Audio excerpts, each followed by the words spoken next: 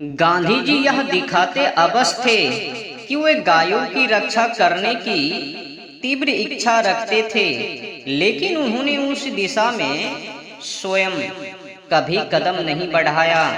इसके विपरीत अपनी प्रार्थना के बाद अपने एक भाषण में उन्होंने गायों का वध बंद करने की कोशिश के दावे का समर्थन करने में अपनी असमर्थता को स्वीकार किया था। इस संबंध में उद्धृत उनके भाषण का एक अंश उद्धृत कर रहा हूँ। राजेंद्र बाबू ने मुझे सूचित किया कि गो हत्या कानून पर प्रतिबंध के संबंध में उनके पास लगभग 50,000 पोस्ट कार्ड और आग्रह के 20 से 30,000 टेलीग्राम आए हैं। इस विषय में मैं पहले ही आपसे बात कर चुका हूँ। आखिर क्यों उन्होंने मुझे इतने पत्र और ताड़ भेजे हैं? ऐसा नहीं है कि उनका कोई फायदा नहीं हुआ हो।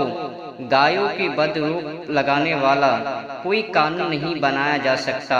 मैं अपनी इच्छा उस पर कैसे थोप सकता हूँ जो गो हत्या नहीं छोड़ना चाहता। भारत केवल हिंदुओं का नहीं है, मुसलमान, पारसी और ईसाई सब यहाँ रहते हैं। यह दावा बिल्कुल गलत है कि भारत हिंदुओं की धरती बनकर रह गया है। यह भूमि उन सभी की है जो यहाँ रहते हैं। मैं एक ऐसे रूढ़िवादी वैष्णव हिंदू को जानता हूँ जो अपने बच्चों को गाय का सूप पिलाते हैं। अब समझने की ये विषय है। आपने जो सुना है, अब विचार नाथूराम गोडसे जी का। कई लोग तो उनको गालियां कुछ भी कहता रहता है, नाथूराम गोडसे ऐसा वैसा देशभक्त नहीं। मैं उनसे कहना चाहता हूं, अगर कोई व्यक्ति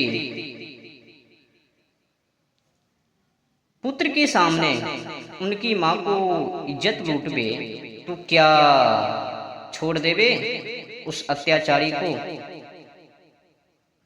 जब आंखों के सामने ये सब छिछरा तो कौन बर्दाश्त कर दे?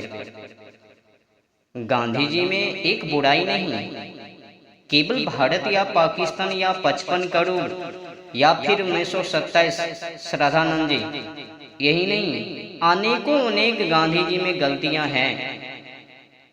गांधी जी अपने आप को कभी भी गलती को सुधार में लाने की कोशिश नहीं की।